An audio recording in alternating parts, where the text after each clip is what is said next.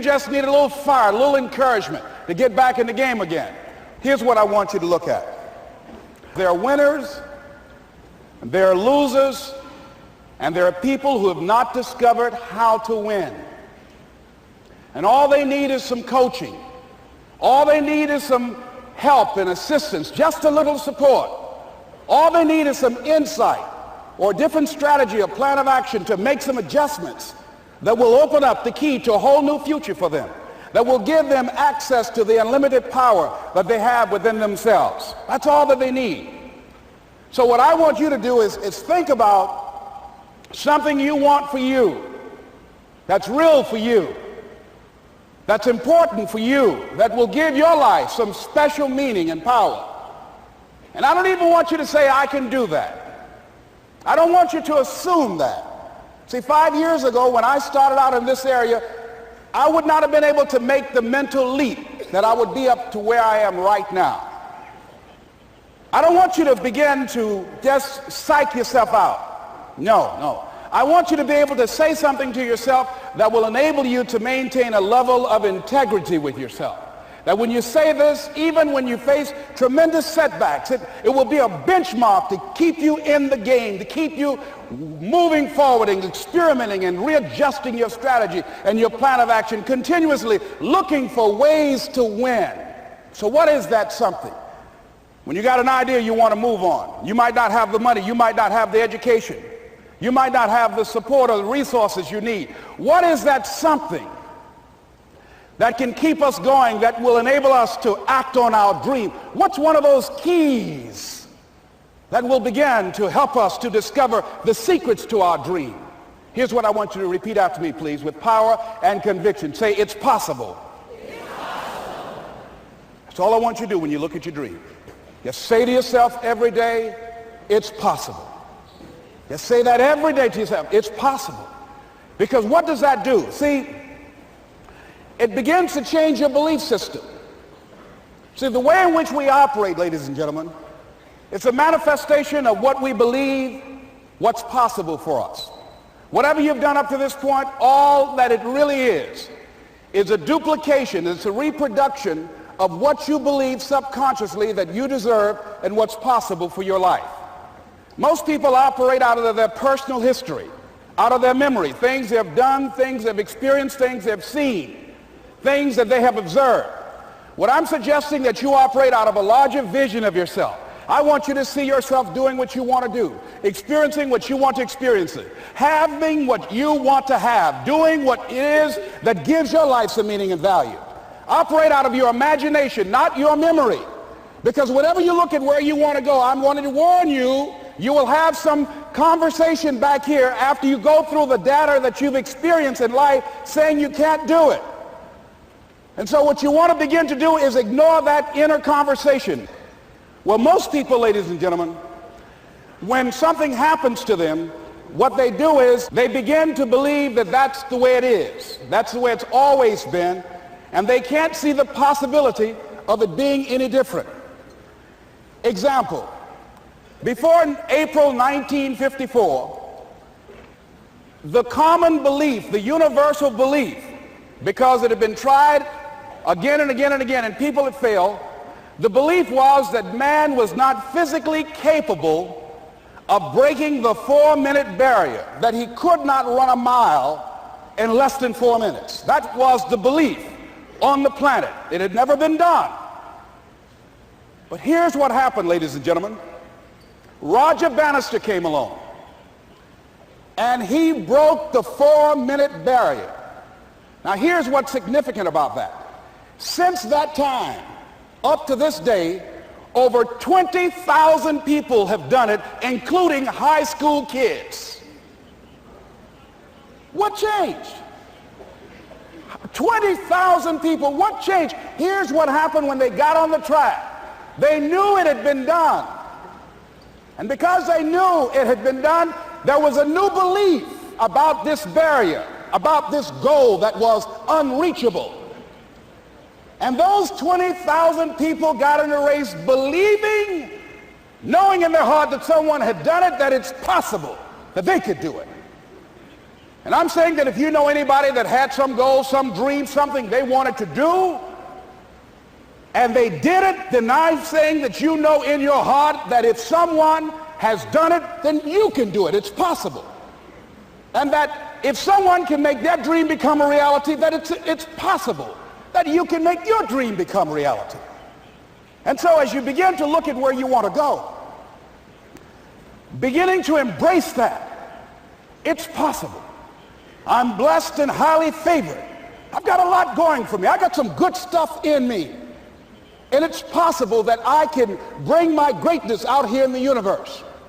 That I can do what I want to do. It's possible I can write my own book. I can have my own business. I can take the trip and travel around the world. It's possible. I can bounce back from adversity and reinvent my life. It's possible. Regardless of where I am, the things can get better for me. It's possible. I'm thinking about two men right here in Chicago who were fairly successful, similar background, educated. They worked for a corporation for many years, and they were among many people that were laid off. Two guys who were very good friends. One went out looking for a job for several weeks along with the other one, and they faced disappointment and rejection again and again and again. They couldn't find any work, which is the story of many people across this country. One guy stopped. He became discouraged. He stopped going. He stayed home looking at television, became very argumentative and toxic with his wife, drinking beer, getting on the phone, talking to his other negative, unemployed friends. And he just gave up. The other guy kept looking for a job everywhere he could go. Every time he could get an opportunity, kept asking people, networking, checking the newspapers every day. Kept going everywhere he could, trying to find a job. You have too much education. You're overqualified. You won't be here long enough. He kept going. He kept going. He went to a place and said, look here, I tell you what, if you can't hire me, and I know you can use my talents, abilities, and skills, I don't want to sit home and do nothing. Just let me do some volunteer work. You don't have to give me anything, all right? I just want to work. I want to be busy. Guy said, okay, it's on you now, but don't expect me to give you anything. It's okay. This guy came in and worked. He was the first one there. The last one to leave was the best employee there. About 4 weeks later, one of the top managers quit. They were looking for a replacement. Guess who they selected? This other guy. This guy who was volunteering his time. He got the job. What was the difference between the two men? Eyesight and mindsight. Eyesight is judging on what you see. Judging according to appearances. But mindsight is how you interpret what you see. One guy said, it's not possible. It's over. I'm finished. I can't do it. I can't make it. He surrendered. I've faced rejection again and again. I'm not going anymore. There are no jobs out there. But this other guy, he felt that in spite of the no's and rejections, in spite of how bad the economy is, in spite of what the newspapers are saying, that it's possible that somebody somewhere will give me a job. He just kept going, thinking it was possible. And guess what, ladies and gentlemen? That's what we have to do with our dreams. Because things happen to you in life that you can never, ever anticipate. And many times when those things happen, you want to give up. I remember when I was in broadcasting, when I was a disc jockey, I became very controversial, not only being a disc jockey, but I felt that radio was something that you not only entertain people with, but you also empower them, you educate them. And I got fired. I didn't just leave, they fired me. That was a shock. I said, wait a minute. They took my microphone. I thought that was who I was. No, ladies and gentlemen, it wasn't. I had to do something else. And I didn't know what else I could do. See, here's what I'm looking at. What are the uses for your life right now that you haven't even reached for yet? See, I believe that when you don't have enough encouragement to act on your dreams or ideas, or you're not enlightened enough, that life will act on you. See, life had moved on me and said, Les Brown, you have outgrown this. It's time for you to do something else. Well, I wasn't enlightened enough. I organized some disc jockeys and got my job back. So they had to fire me again. I got fired twice. Here's what I did. I had to think of something else. And so a guy suggested to me, he said, Les, why don't you run for office? I said, man, I've never run for office. I've never known anything about how to operate in the political arena. I've heard encourage people to register to vote and get out to vote, but I don't know anything about politics. He said, well, neither do the people who run for office all the time.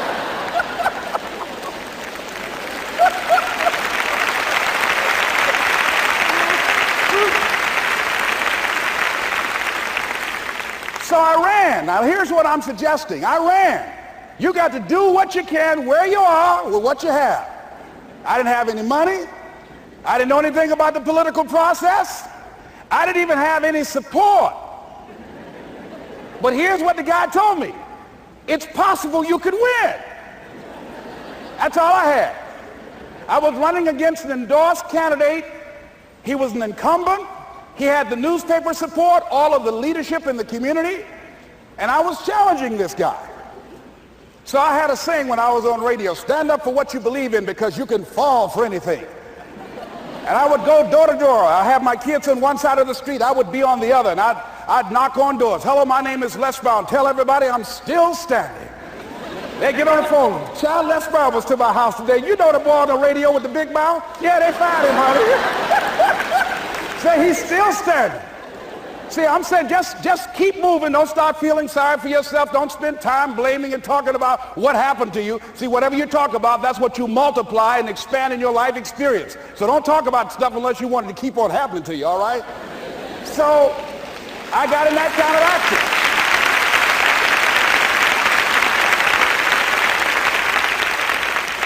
action. As I continue to do that, had my children with me, we're going door to door, didn't have enough money. Eventually, we got close to the election and something happened that really surprised me. Guys who I thought were going to either support me or stay out of it, various powerful community leaders, they became involved in it and they endorsed my opponent.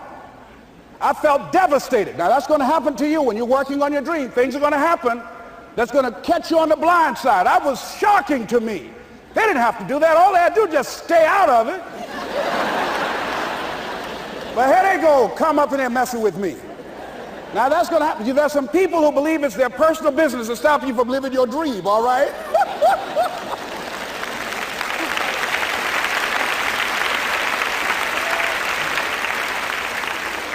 But I didn't deal with that. You want to make your dream come true, you got to stay focused. Some people rather get even than get ahead. Stay focused on where you want to go. I just kept on doing what I was supposed to do. And so I was driving to the radio station. My opponent had over $20,000. I had less than $800. As I was in the radio station, the guy said, "You're going to make a commercial?" I said, "Yes." He said, "It better be a good one because that money can't go pretty far here." And I sat there in the middle control room and I was thinking. And here's what happens when you get still. Stuff will start coming. Something said, call your mama. You used to talk about your mother on the air all the time. Ask her to say a few words for you. That'll be a different kind of political spot. So I called my mama, and I had a gospel record playing in the background.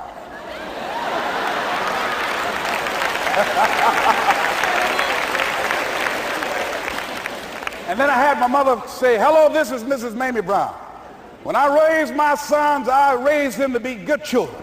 When they got out of hand, I beat their behind and made them go right. Please vote for my son. He's a good boy."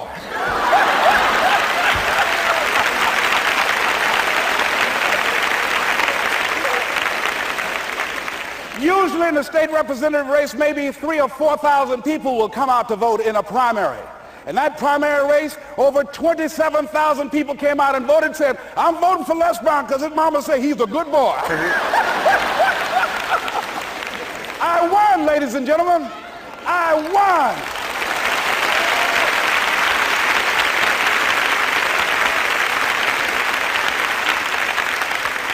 So you've got to be willing to stay focused, to be creative, to be relentless, because things are going to happen to you when you're working on your dream, when you get on track. I remember when I first got involved in speaking, one of the main things that speakers like to do is speak to a certain association that they have over 10,000 of their sales reps that come to this convention.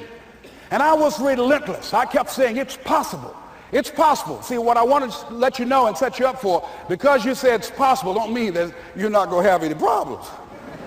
That Murphy's Law ain't going to come and slap you side the head. Oh, Murphy going to come visit you. He's waiting for some of y'all out in the parking lot. Oh, you say it's possible. Okay, it's possible. You better get up. Well, I was working. I kept saying it's possible. They got other speakers on this program. I can be on that program too. I kept selling myself. I got all fired up.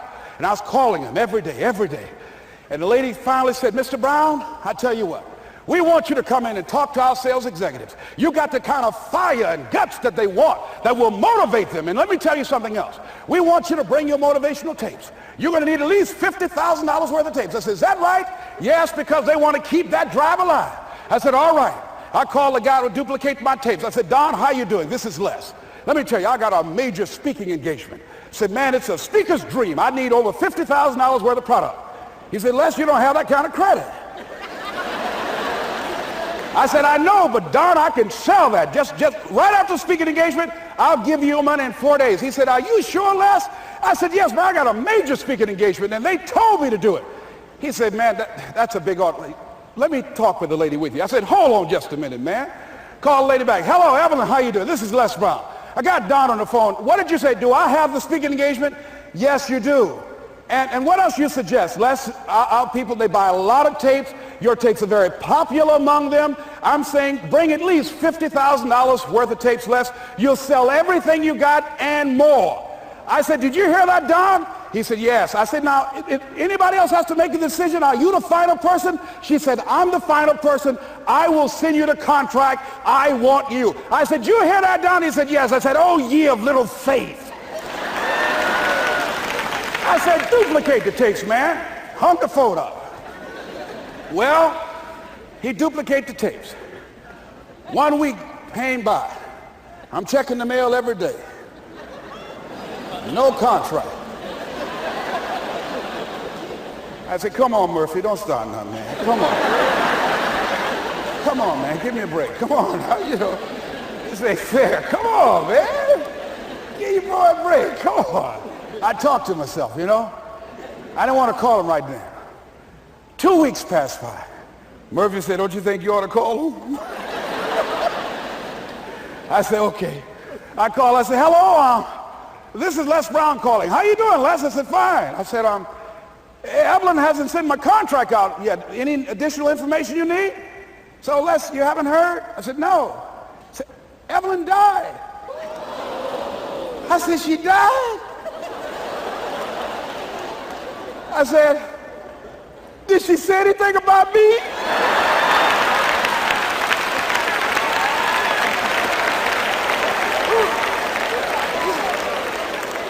When I got home, I was so wiped out. And Murphy was in the house waiting on me. Murphy said, is it possible you want to listen to some of your tapes?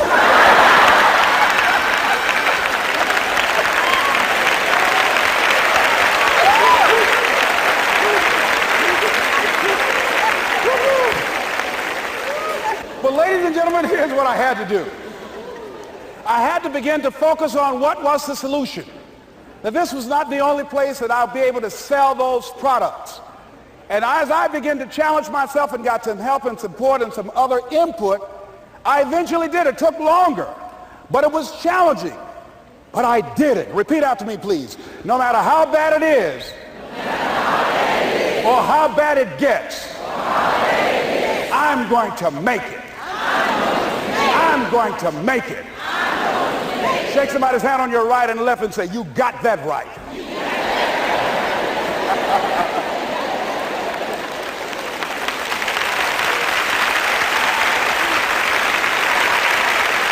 Repeat after me, please. It's possible. It's possible. I can have my dream. I can get what I want. I must be creative and never give up. Now, let me share something else with you, ladies and gentlemen. When you know within yourself that there's something you want to do, and I believe that all of us were born with a purpose, that all of us have something that we are supposed to do, that all of us have some goodness within us, and that goodness gives us a responsibility to manifest our greatness. And when you know that, you can feel it in your guts, and you know that you're deliberately operating below your potential, you've gotten comfortable, you stop expanding, you stop stretching, you stop challenging yourself. Let me share something else with you. Not only is it possible for you to have your dream, but it's necessary. It's necessary that you have it, that you work on it, that you develop yourself, that you go for what is yours in the universe. I have a friend that at the beginning of the year I was in Los Angeles giving a speech, and I do a seminar teaching people how to become involved in the speaking business, and also one called Speaking with Power, teaching people how to begin to develop their communication skills. And this friend, I said, I want you to work with me. I called her up. She said, Les, are you sure I can do it? Sure you can. You have a PhD in communications. I don't have that. If I can do it, sure you can do it. In fact, I'm going to give you the support that you need. Here's what I realize, ladies and gentlemen. We only have enough energy to take us to a certain level. But it's necessary that we assemble ourselves with other people who share our vision, other people that can see it for us, to give ourselves a home court advantage.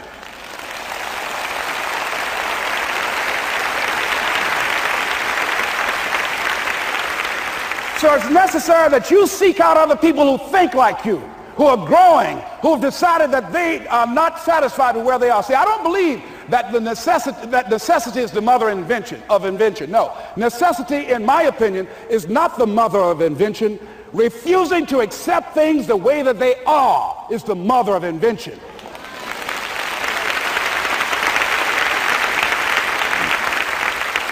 When you decide, I'm not going to settle for this, this is not going to be it for my life, I deserve more than this. See, that will start making you do some stuff. See, a lot of people go to work every day miserable, and all they do is just talk about how miserable they are. But they don't do anything about it. So I was telling her that I knew she hated her job with a passion. I said, you can do this. You got more going for you than I have going for me. And we've been going through this for years, ladies and gentlemen. She'd been to my seminar speaking for a living. She brought her husband, and that was one of the major problems that I realized that happened in her life. He couldn't see it for her. So you got to make sure that you have people in your life that can see it for you, that will encourage you. Non-affirming relationships can hurt you.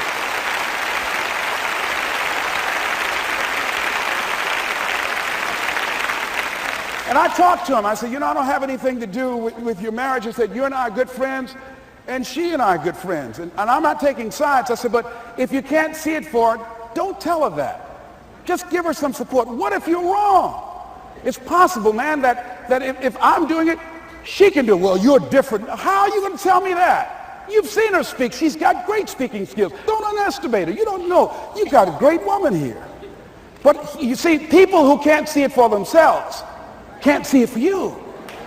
He was happy.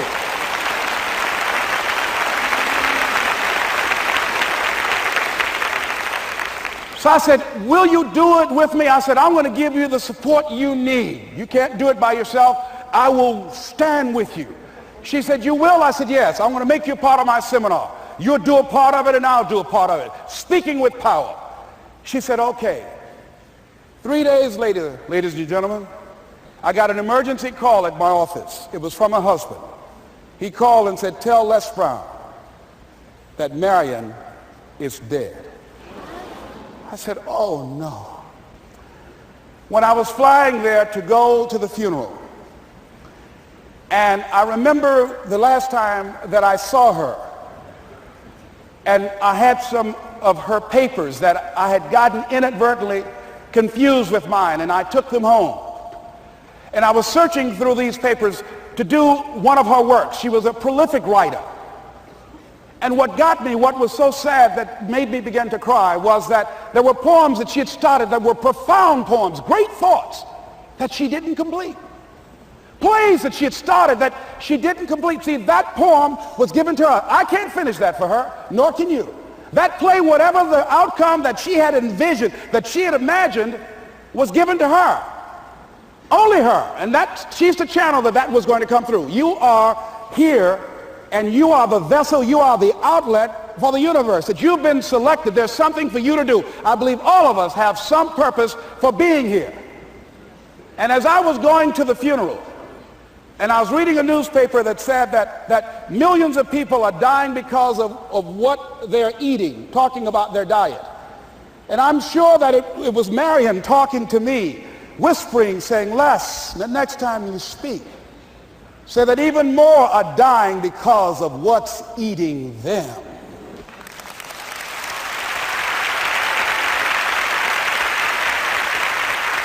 When the challenges of life come your way, you've got to find ways to increase your sense of self-appreciation, because if you don't, you're bombarded with negative stuff every day that beats you down, and you will find yourself unconsciously engaged in self-destructive behavior. If you don't program yourself, life will program you.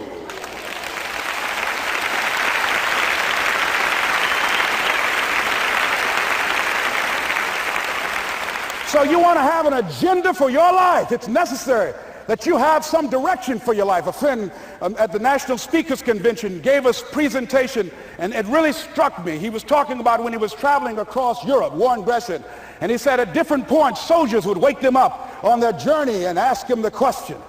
And I pose this to you. The question was, where have you been? Why are you here? And where are you going? And that's what I ask you. Where have you been? Where have you been up to this point? You look at your life. You look at what you produce. Is it giving you what you want? Are you living on purpose? Are you living your dream? Are you acting on your ideas? Are you doing all you can do? Have you gotten comfortable? Are you procrastinating? Are you evading your own greatness? Are you surrounding yourself with people that can nourish you? Are you challenging yourself? Are you experimenting? Are you learning something different? Is your life an adventure, or is it boring? Where have you been? Why are you here? What brought you here? Investing the time, the money. What brought you here? And where are you going? What is it that you can get out of this session, out of this lecture? That when you leave here, rather than this just being a spectator event, that you got some idea, some dream, that you might have to go back and brush it off and look at it again and say, I've got to do this. This is my stuff. This is what I'm supposed to do. This is why I showed up. Where are you going with your life? What decisions are you making right now as you look into the future? Are you experimenting to find out what other talents and abilities that you have? See, we're in a time right now. The day is gone where you could just go to college and get out and get a job and work 30 or 40 years with job security and retire with a gold watch. The gold watch days are gone. Brand new day. Party's over. So now you have got to be multi-talented and multi-skilled. You've got to use all your stuff. You don't know what else you can do. I didn't know I can do what I'm doing right now. It's necessary that you stretch and challenge yourself and say, let me see. I start out as a trainer. I'm a trainer. That's what I am. That's what my expertise was in. And then I decided, let me see, can I speak?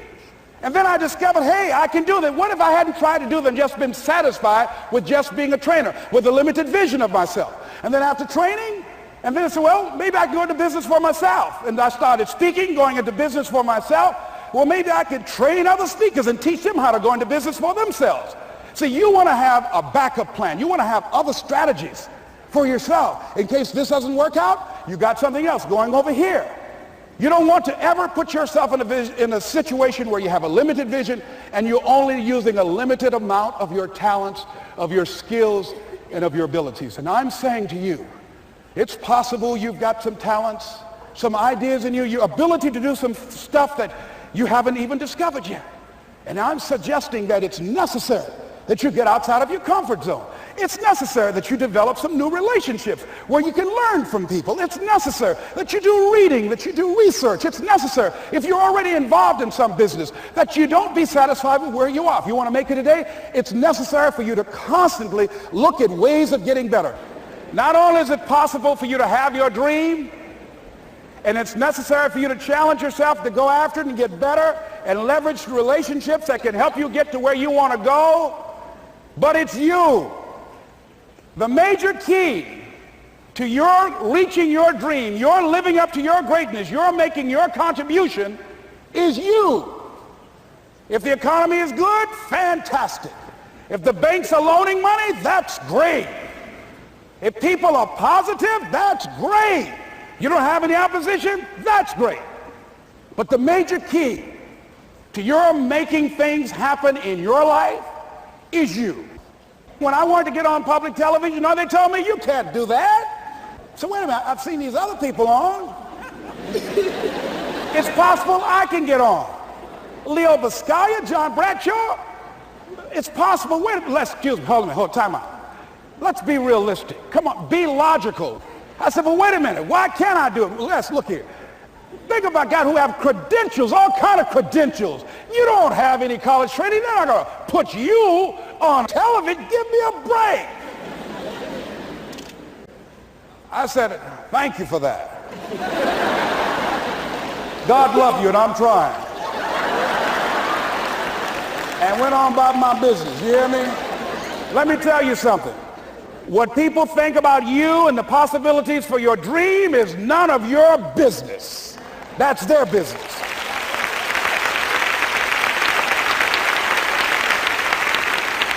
They have no imagination, ladies and gentlemen. They're living out of the past, out of their memory. Their attitude is it can't be done because they haven't seen it. They're judging according to appearances. The people that are going to make it in the future, the people that are making it today, let me share something with you. History is being read, but it's also being written by people with imagination.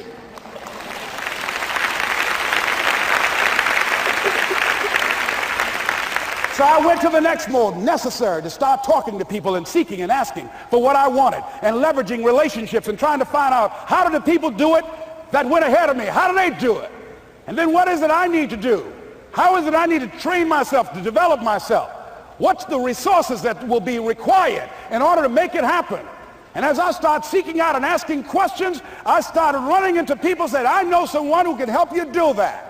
And they helped me get connected with those people. Remember, we have so much energy that can take us so far. It's necessary that you hook up with some other energy that can take you to the next level. I hooked up with them. They said, let's go. I said, away we go.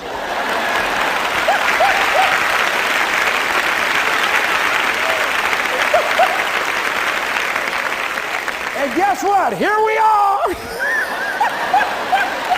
I love it. You want your stuff? It's necessary you take responsibility for it, that you make it happen, that you don't give up, that you don't take any objection or disappointment or defeats personally, that you keep on keeping on, that you don't decide that I can't make it because you can't see the light at the end of the tunnel, that you realize that's a part of the program. And here's something you've got to resolve. Say this to yourself every day.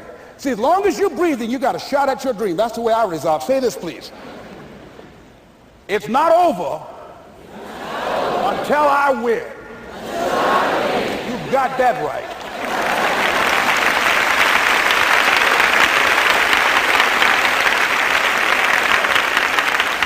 It's not over till I win.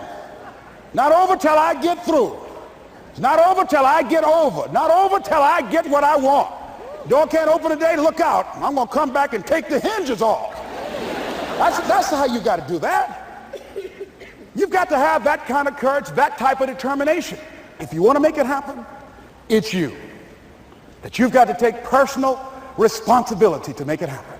That you have got to own what it is that you want to do. If it's taking care of your well-being, if it's making a difference in our school system, if it's working with senior citizens, if it's to protect our ecology, if it's to create an economic renaissance, if it's just to take yourself to another level, it's you. You've got to make that happen. We can point out many things that can make it inconvenient or can slow us down, but ultimately, it's on us.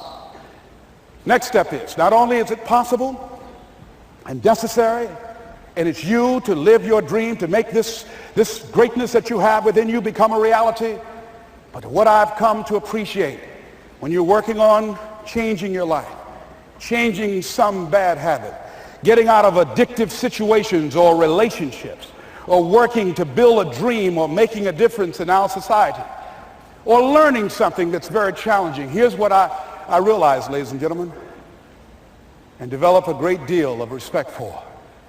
It's hard. Easy is not an option. It's hard living. Life is hard. See, it's hard when you are 49 years old, been working on a job for 17 years, and they come in and tell you you're finished and give you 1 week severance pay. And you got to start all over again. It's hard when you are married and raising children and your children are crawling and your husband dies unexpectedly. It's hard handling just the tragedies of life. It's hard when you're working on something and you put everything you have in it and it doesn't work out. You lose your money and other people's money. It's hard. It was rough when I lost my job and I could not find a job. It was humiliating and embarrassing, borrowing money, and then I couldn't pay the money back when I told them I would. That's rough.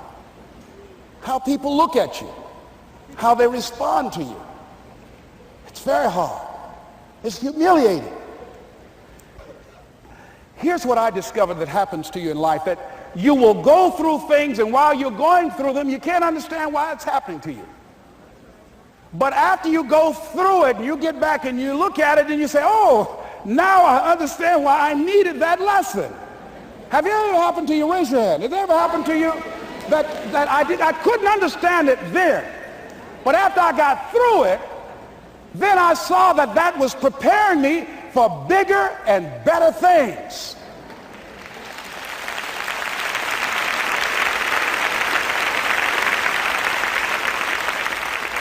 That as you go through the challenges of life and you look at it and embrace whatever comes to you, don't run from it. Step toward it. Don't try and duck it like most people do. See, most people want it easy.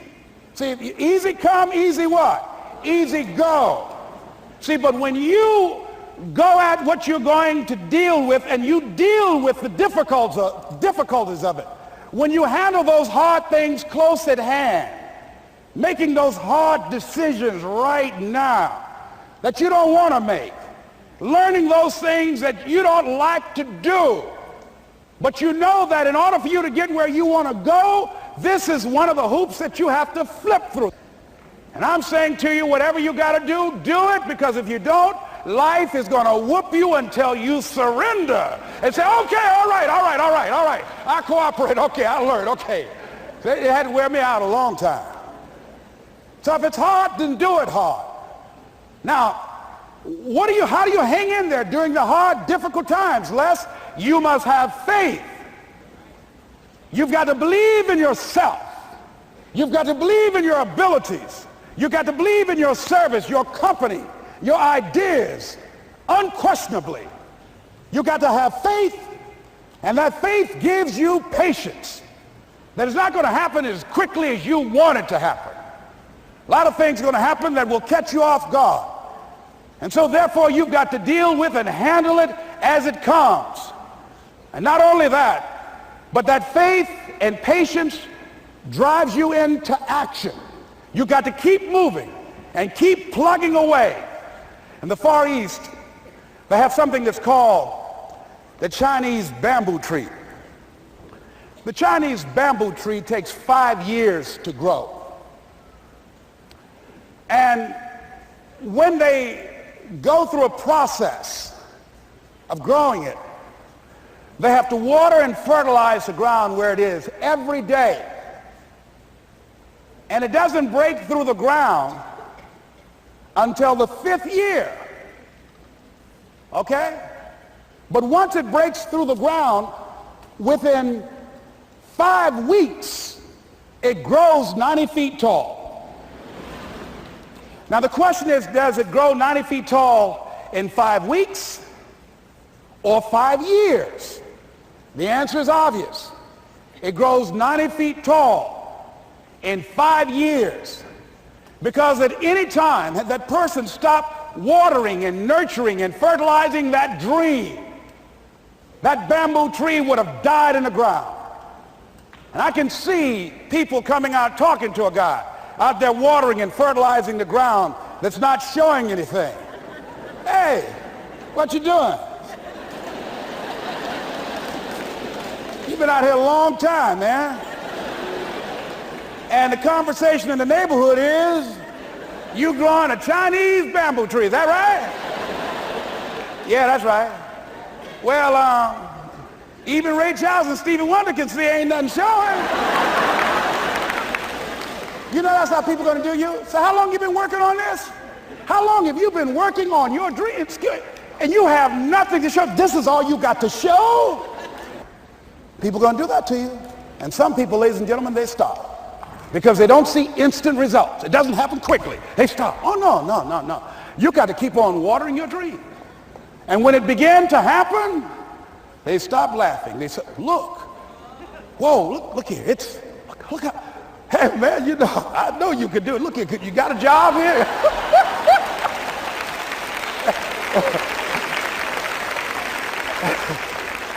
See, during those hard times, we didn't know how you're going to make payroll. During those times when you failed and things didn't work out, they were nowhere to be found. But you know what I discovered? When you're working at your dream, somebody said the harder the battle, the sweeter the victory. Oh, it's sweet to you. It's good to you. Why? See, when it's hard and there's a struggle, see, what you become in the process is more important than the dream. That's far more important. The kind of person you become, the character that you build, the courage that you develop, the faith that you're manifesting. Oh, it's something that you get up in the morning, you look yourself in the mirror, you're a different kind of person. You walk with a different kind of spirit. And people know that you know what life is, that you have embraced life. You knew it was hard, but you did it hard.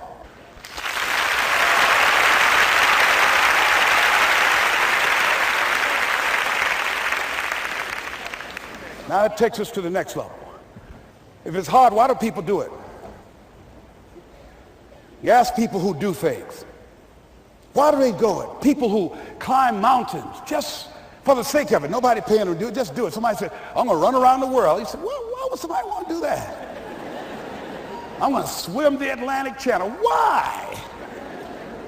Why do people do that? I wondered, why would a Nelson Mandela give up 26 years of his life? Why do people do that? Here's what I discovered in high school. High school, I decided I wanted to go out for football. Never forget this. And I discovered why people do things. You know why, ladies and gentlemen? Even though it's hard, it's worth it. It's worth it. See, one day we had Coach Alkin Hepburn had this plaque down there.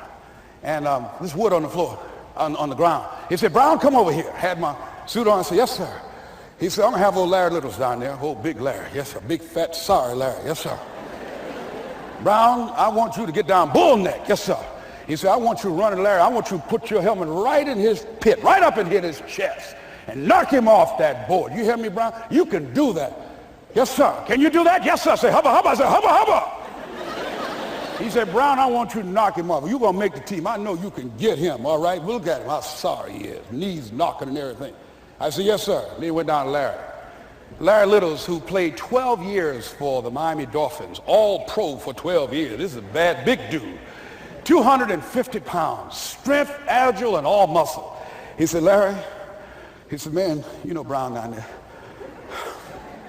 He's down there talking about your mama and everything. He talked about how fat and sorry you are and how he's going to knock you off this board.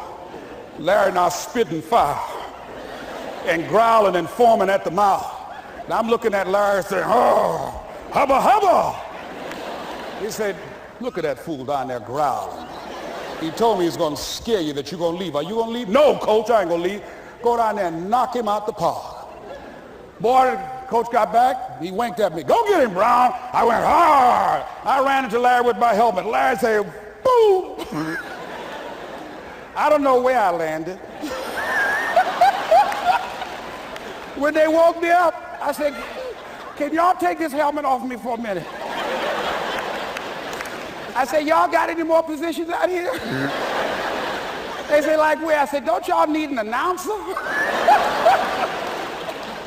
I said, Brian, where you going? I was crying. They said, man, some girls over there. I said, I don't care, man, I'm hurt.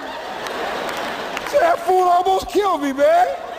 He said, Brian, you quit, man? I said, yeah. I said, what? I said, it ain't worth it, man. No, it ain't worth it. Y'all go ahead. Y'all crazy. I'll be your announcer, man. I was calling the game. I was up there in the booth. Call good games, too, because the pain wasn't worth it to me. And I'm saying to you, you know why people do what they do? The people who go after their stuff, what makes it worth it? It's got to be your passion. You got to love it, ladies and gentlemen. You got to love it. It's got to be what you are supposed to do. You want to sing, and even though they want to invite you to Carnegie Hall, you're going to sing to anybody that listen to you, including singing to yourself. I used to talk to my plants when nobody else would listen to me. You got to write, even if no one published your book, write, because that was given to you to do. You do what it is you're supposed to. You're supposed to build something. You're supposed to create something. I don't know how to do it. Learn. Do whatever is required. Just go out there. It's possible you can get what you want. It's necessary. If you want it, you got to go into action. You got to be willing to experiment. You got to be willing to fail and to succeed. You got to be willing to form and to develop new relationships. It's you. It's on you. You got to make that happen. Nobody's going to bring it to you on a silver platter and say, here's your dream manifested. No, it's hard. Yes, it's hard. It's difficult. Yes, right. And it's worth it.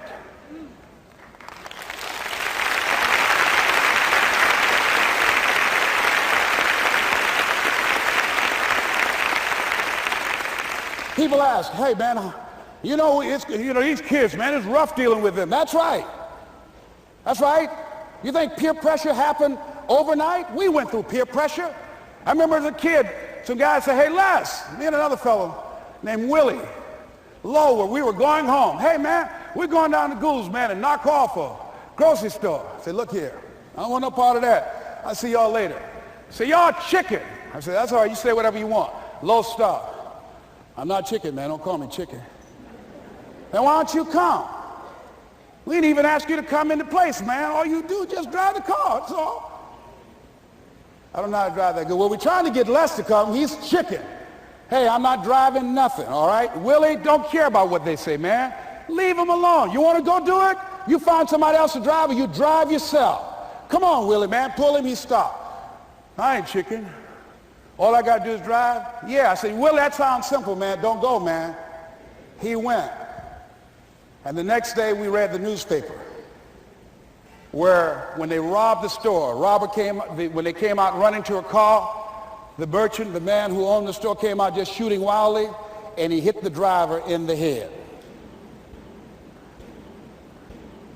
So peer pressure didn't just start in the 90s or the 80s. It's difficult and it's challenging for kids right now. And it's going to take some easy, simple methods to help bring them out of this madness, this insanity? No. Is it hard? Yes. Let's look at what we've been doing. What has worked? What has not worked?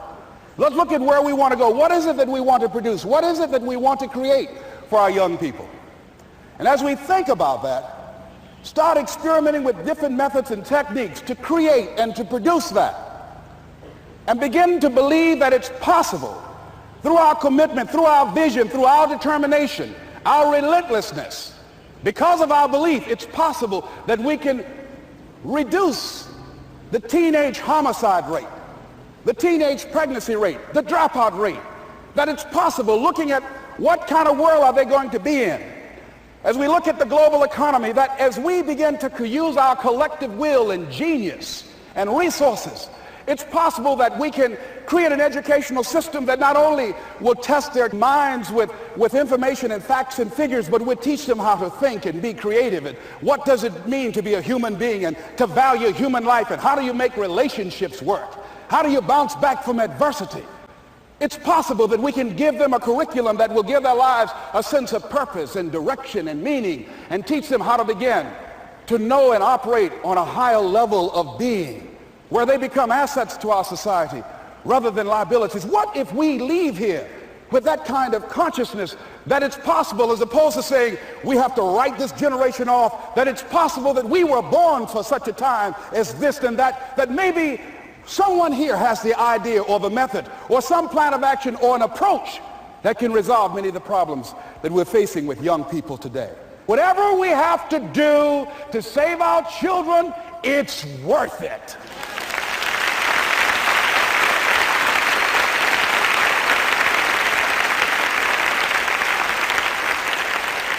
And so that brings me to the final step, that it's necessary for us to begin to look at the future and know that it's possible that we can have our dream. Yes, it is. Other people have done it, then we can do it. We fail a lot of times. Well, a lot of other folks fail, and eventually they came back and they succeeded. So it's possible we can have what we want. And we know that we want to get it. It's necessary that we align ourselves with people that think like we do. It's necessary we get negative, do-nothing people out of our lives. It's necessary we never stop learning and growing and developing ourselves. It's necessary that we never give up. We know that it's you, it's me. It's being responsible for our stuff and deciding that we're going to keep on keeping on, that we're going to find a way to win or find a way to make it happen. And we know it's hard. It's not going to be a picnic. Yes, it's hard, and we will do it hard. And once we do it hard and we go through it, we realize it was worth it. And once you discover it was worth it, it is done. It's done.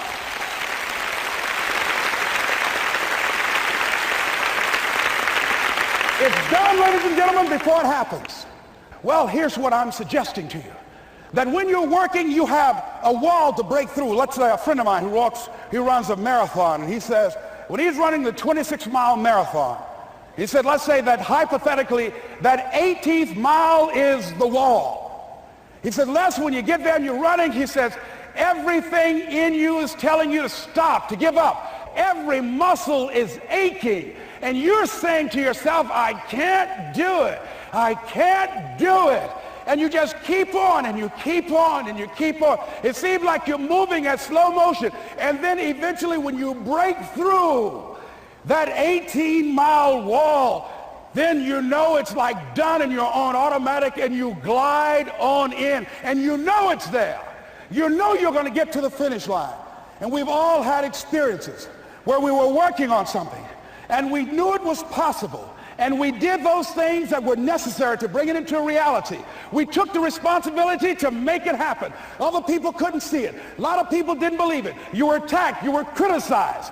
People were opposing you, but you kept on doing it. It was hard. It was rough. It was difficult. But to you, it was worth it. And eventually you got to a level you know, can nothing stop me now. I'm on the move.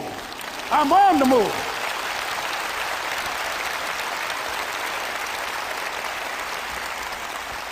Finally, I'm thinking about a friend of mine who is no longer operating on this dimension.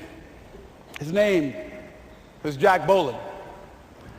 He had this vision of a church that would serve various types of needs for people, their supportive needs and helping them in recovery from drugs and alcohol and whatever addictions that they might be involved in. And he was known for bringing in different kinds of speakers. And over a year ago, he was diagnosed as having cancer, and he announced to his congregation that he's going to be taking chemotherapy, and that it was a possibility that the cancer would go in remission, and he was optimistic about that. And sure enough, it did for a year. And one of the things Jack always talked about is that he wanted to have his funeral while he lived. And so he invited a few friends, Wayne Dyer and myself and a few other speakers. He didn't tell us why we were there, but once we gathered there, the church, they told us in the room that Jack is going to announce to the congregation, he's bringing his doctor up. The doctor is going to say that we felt we could keep it in remission. It's out of remission, and he doesn't have much time left. And whatever words you want to say to Jack that you would say if he had made his transition, speak those words now. Well, we were shocked and we were somewhat stunned until Jack got there. They brought him in a wheelchair, and boy, was he courageous, and he had a strong smile, and they helped him up the steps, and he sat behind the podium, And each of us got up and we said a few things about Jack and the impact that he made on our lives. And he said, the doctor, after announcing that Jack didn't have long, he says, "Doctor," he said, "I accept what you say, but it's possible that does not have to be the case. But if it is, I will enjoy life to the very last breath I take, even the chemotherapy. I will enjoy that." And Jack did, ladies and gentlemen. And when they said that all of his vital organs were failing, they called his family and his close church staff to the hospital and said, "He's dying." And so they came and they all gathered in the room. And Jack at that time was unconscious. And he gained consciousness.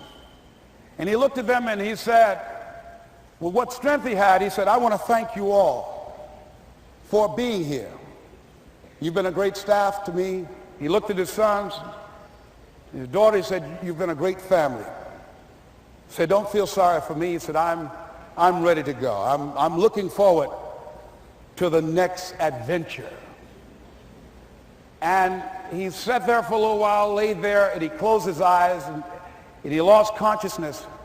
About an hour and a half later, he opened his eyes, and he looked at them. He said, "This is embarrassing. I'm not dead yet." They were laughing through their tears. They said, "Jack, you are a character." He said, "Hey, I hate giving up this kind of control." So they predicted that Jack would die at the end of February. And then on the 2nd, they said, "He won't see the light of day. He will be dead by morning." Ladies and gentlemen, Jack died on March 4th.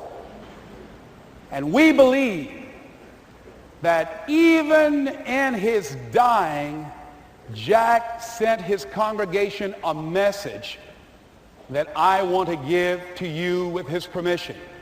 March 4th is the day he died, and we believe Jack was saying, "March 4th."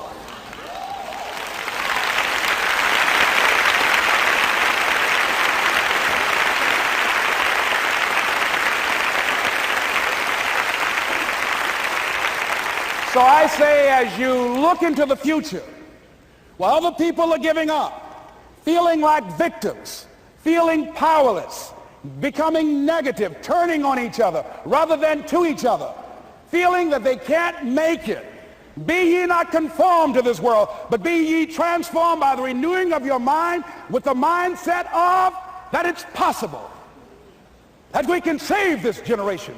It's possible that we can create new industries, a new economy. It's possible that I can find a new profession, a new job. It's possible I can create a new life. And it's necessary that I become actively involved in becoming a positive force in my life and on the planet. And it's me, yes, it's you, it's all of us, pulling together, working together to create this brand new future. And it's going to be hard. Easy is not an option. But if it's hard, we will do it hard. Whatever is required to snatch victory from the jaws of defeat. And it's worth it, yes. It's worth whatever we have to do. And once we know that, it is done. It is done. It is done. It is done.